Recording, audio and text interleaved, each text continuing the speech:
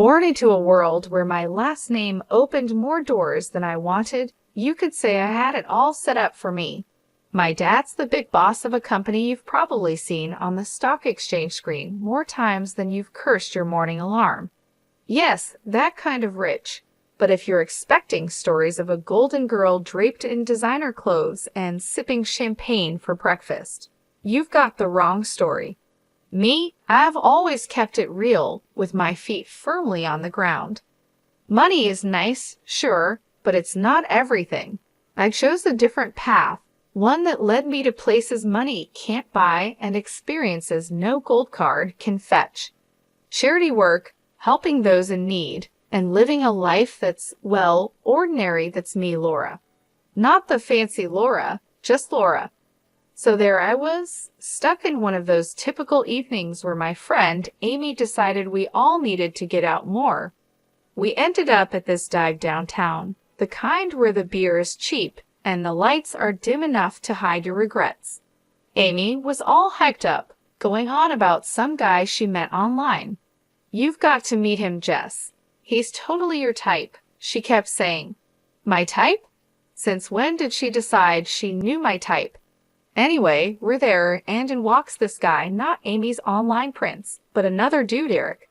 He was there with some friends, looking as out of place as a cat at a dog show.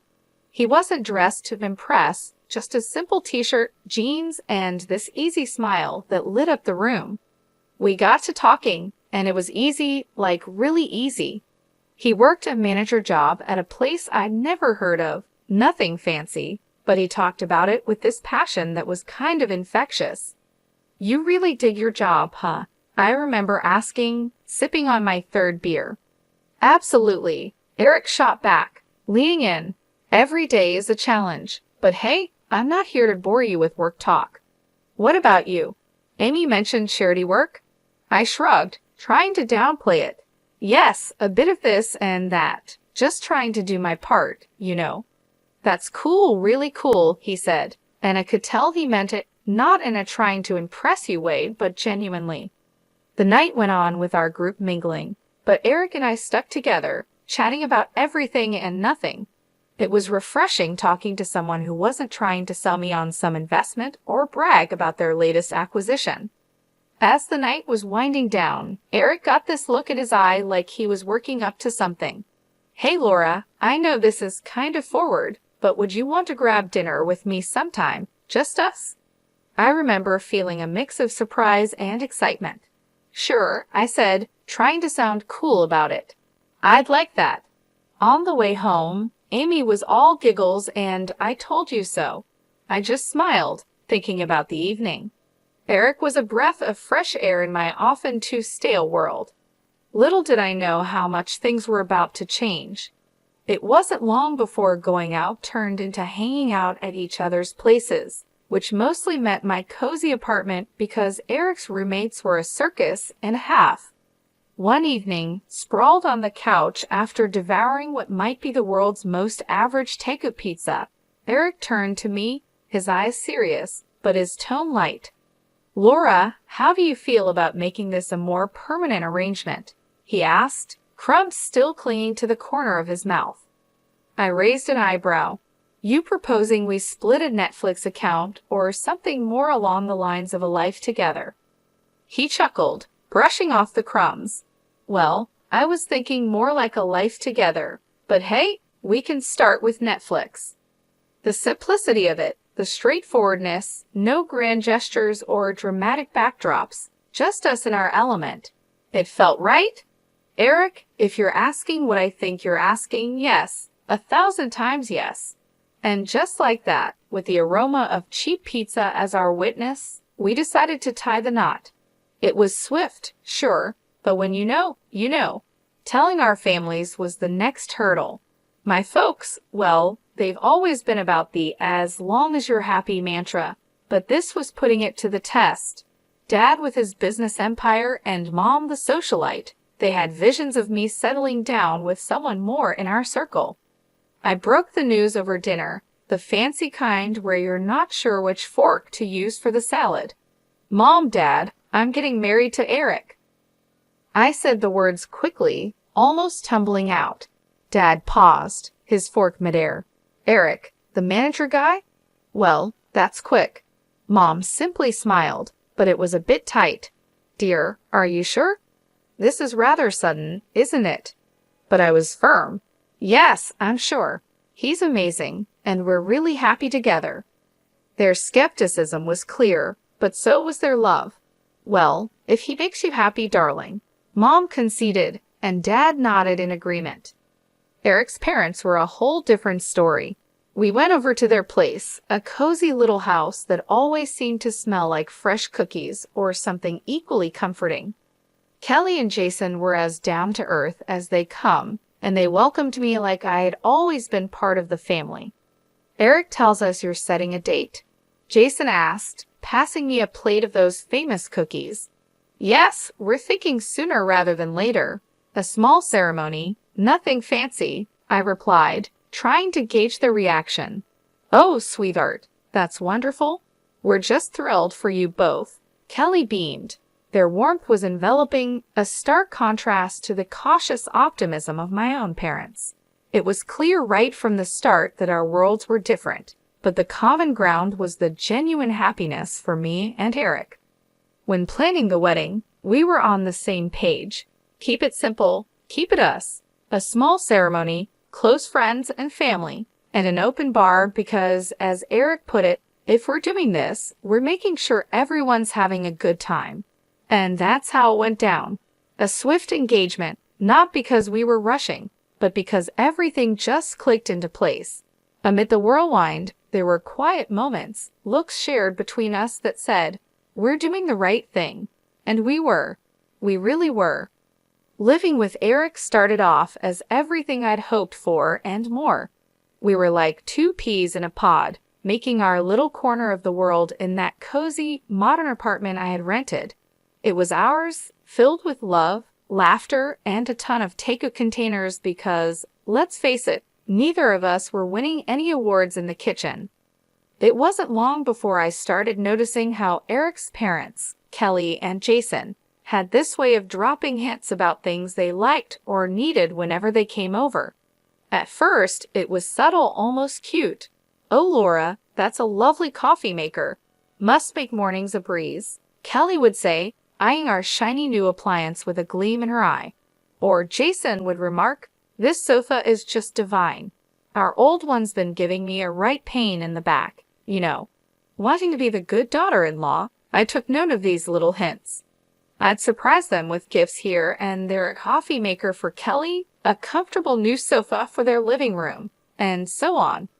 Their initial reactions were always the same, a mix of surprise and a little bit of guilt. Oh, Laura, you shouldn't have. This is too much, Kelly would exclaim, her hands fluttering to her chest. But you know, humans are funny creatures. Give them an inch and they'll take a mile. Those initial protests faded away, replaced by a growing list of subtle hints that were about as subtle as a brick through a window.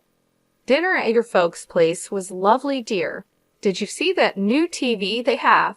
Crystal clear. Ours is practically ancient. Eric would relay his parents' latest comments, oblivious to the change in their tone. One evening, after I had just dropped a not-so-small fortune on a fancy new TV for them, Eric and I were curled up on the couch, my head resting in his lap. They really love the TV, babe. You're amazing, he said, his fingers running through my hair. But I felt the weight of their expectations starting to press down on me. Eric, do they expect us to keep doing this? It's getting a bit much, don't you think? I asked. He paused, his hand stopping mid-stroke. What do you mean? They're just happy, that's all, he replied. Happy or taking advantage. I pushed back, sitting up to look at him. It feels like we're their personal shopping service. Eric was taken aback, his brow furrowing. They're not like that, Jess. They're just not used to nice things, that's all. But where does it end, Eric? It's like they've got a taste for it now, and they're not looking back, I argued, frustration creeping into my voice. The conversation ended with an uneasy truce, but it was clear we were on different pages. Kelly and Jason's gratitude had morphed into entitlement, and it was putting a strain on me. I loved Eric, but I wasn't about to become a bottomless ATM for his parents. When my dad's company hit hard times, it felt like the rug was yanked out from under my feet. That cushy life, poof, gone. And with it, the whole dynamic of my relationship took a nosedive. The shift wasn't gradual. It was like flipping a switch from daylight to darkness. I had to break the news to Eric and his folks, and let me tell you, that was a conversation I'd been dreading. Listen, things are going to get tight.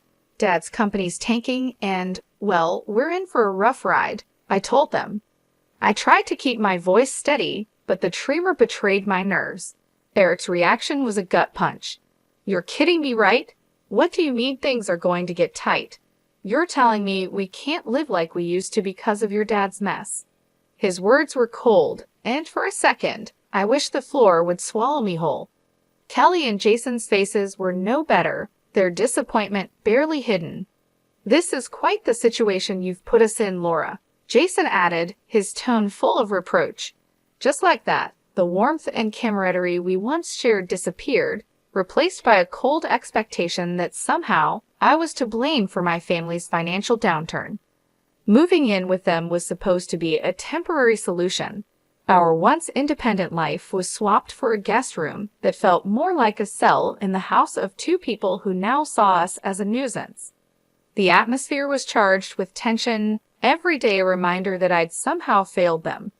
We're cutting back on everything because of this, Kelly would remind me, her voice sharp as she served dinner that was a far cry from the lavish meals we used to enjoy. And Jason always had a comment on saving costs. Make sure those lights are off. We're not running a charity here. But Eric was the hardest to bear. The man I married seemed to have vanished, replaced by someone who saw me as a letdown. Can't you do something? Talk to your dad? It's like you don't even care we're living like this. He'd snap, anger flaring over the smallest things. Our conversations, once easy and filled with future plans, were now minefields. Every word I said was a potential trigger for another outburst. I thought marrying you meant security, not this struggle, he'd throw at me during arguments, his words slicing through me. It was clear we weren't just dealing with financial stress. This was a test of our relationship, revealing true colors under pressure. I was stuck in the middle, battling the disillusionment from my husband and his parents while grappling with my own sense of failure. Kelly's birthday dinner was supposed to be a cozy family thing in an upscale restaurant, a break from the constant tension, but it turned into the showdown of a lifetime. I should have seen it coming with the way things had been going at their place. We're all sitting there, menu in hand, and I'm trying to keep the peace, just blended to the background. That plan got ruined the second orders started flying. Eric, with a grin that made my skin crawl, goes, "Let's get the steak and lobster for us," and then throws a look my way, 1 part smug, 2 parts cruel. Laura can do with the soup of the day. Got to save where we can, right? They all laugh like it's the best joke they've heard in ages. Kelly adds her 2 cents. Absolutely. Can't have Laura overspending now, can we? I felt a flush of heat, not from embarrassment, but pure fury. Really? Soup? What's this? Some kind of sick joke? I snapped back, my voice sharper than I intended. Oh, come on, Laura. It's just a bit of fun, Eric said, that smirk still plastered on his face. That's when I lost it. Fun? This is your idea of fun. When things are tough, you show how petty you really are? I can't believe I fell for your act, I exclaimed. You could hear a pin drop. The whole restaurant was watching now, the awkwardness off the charts. I didn't sit back down. Keep your fancy dishes and your pathetic jokes. I'm out, I said, standing up so fast my chair nearly toppled over, the noise echoing and turning more heads our way. Eric reached out, trying to play the peacemaker. Laura, don't. Let's not make this a scene. A scene? You think I care about making a scene after that stunt? This is about respect, something you clearly have none of, I said, yanking my arm free and heading for the exit. The weight of their stares was on my back, but stepping out into the night felt like breaking out of prison. My phone was blowing up, Eric, no doubt trying to do damage control. I ignored it, my mind made up. I drove back to their place, a storm of emotions brewing inside. How had things gone so sour? Eric and I were a team, or so I thought. But that dinner was a slap in the face, a wake-up call I couldn't ignore. Back at the house, I packed my bags in record time, each folded shirt a reminder of the life I was leaving behind. It wasn't just about leaving a place. It was about leaving a relationship that had shown its true colors. I turned off my phone, cutting off the barrage of messages. The silence was eerie but welcome. That night wasn't just the end of a disastrous dinner. It was the close of a chapter. I had no interest in revisiting after the disaster that was Kelly's birthday dinner. I found myself driving to my parents' house.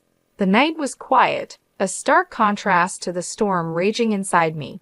By the time I pulled up to their driveway, my decision was made. I needed sanctuary, but more than that, I needed advice, something only my dad could offer. Walking into the house, the familiarity of it all was both comforting and jarring.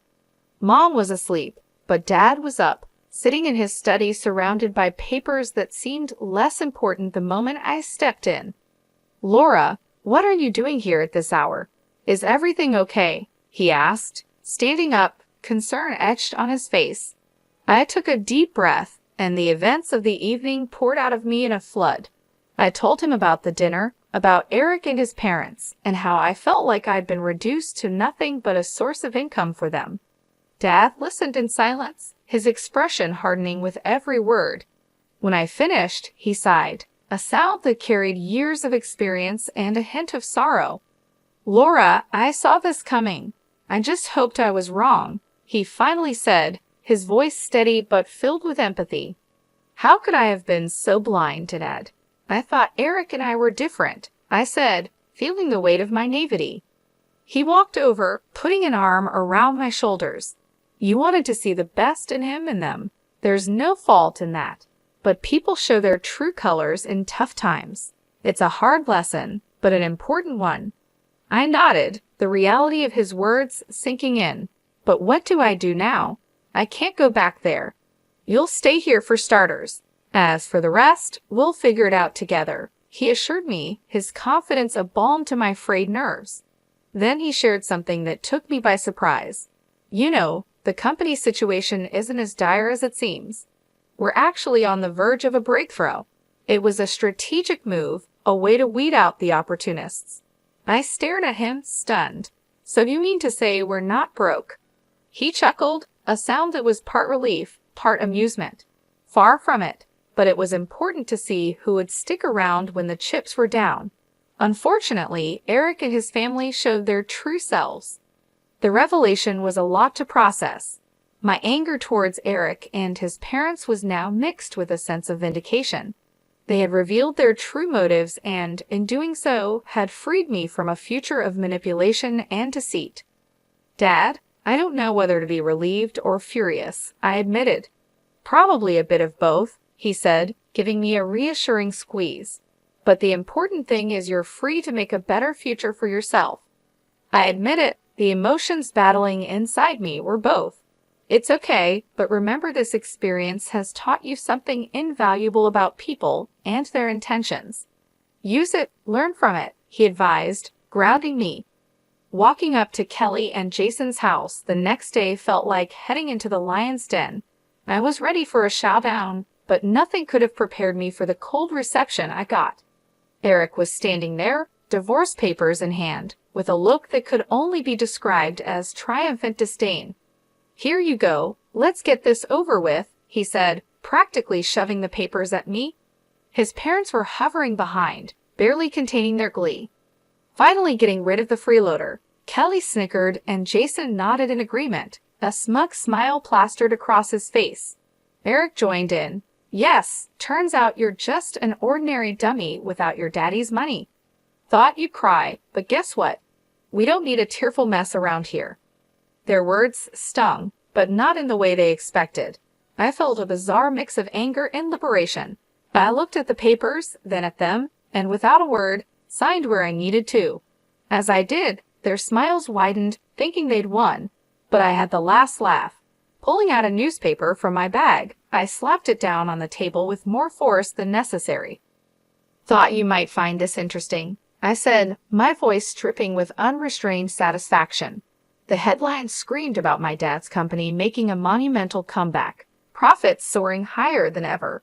Watching their faces drain of color was a sight I'd pay to see again. Kelly and Jason's smugness vanished, replaced by shock, then desperation. Eric's arrogance crumbled, leaving him looking like a child who just lost his favorite toy. Kelly suddenly switched gears, stepping towards me with arms wide open. "Oh, my sweet girl, it's all a big misunderstanding. Let's hug it out." Jason, ever the opportunist, chimed in. "Let's not rush things. Sit down, have a coffee, and we can talk this through." And Eric, oh Eric, he was the picture of regret.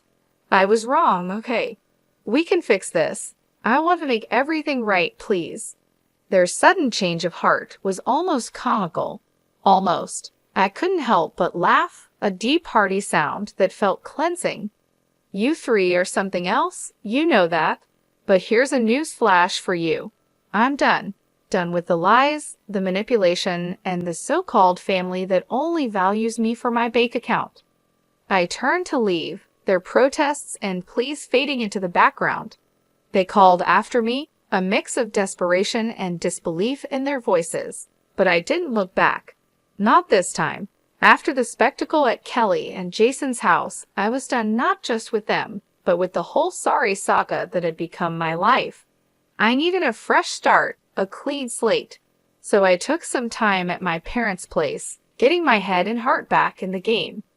One afternoon, a couple of weeks after the divorce was finalized, I was out for coffee with Amy, my ever-supportive friend who had been there through it all. "Girl, you look like a weight's been lifted," she commented, sipping her latte. I laughed, feeling lighter than I had in months. "You have no idea. It's like I can finally breathe again," I said. Amy leaned in, her expression turning serious. "So what's next for you, Jess? You have a clean slate now." I thought about it, stirring my coffee absent-mindedly. "I'm not sure, but I'm excited to find out. Maybe I'll travel, pick up some of the charity work I had to put on hold." As for love, I paused, giving her a rueful smile. "I think I'll give that a miss for a while. Just make sure you're doing what makes you happy, okay? You deserve it after all that drama," she said, reaching over to squeeze my hand. "Thanks, Amy. That's the plan." Not long after that conversation, my phone started buzzing with calls and messages from Eric.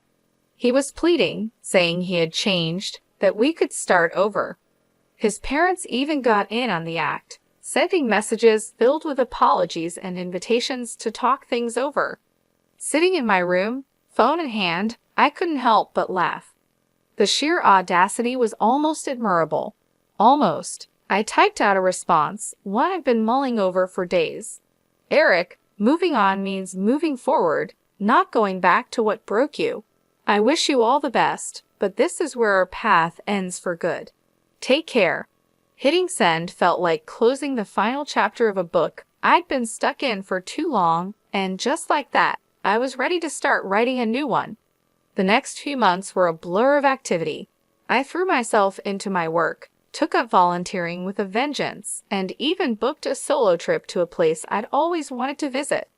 Life was full, and for the first time in a long while, it was fulfilling too.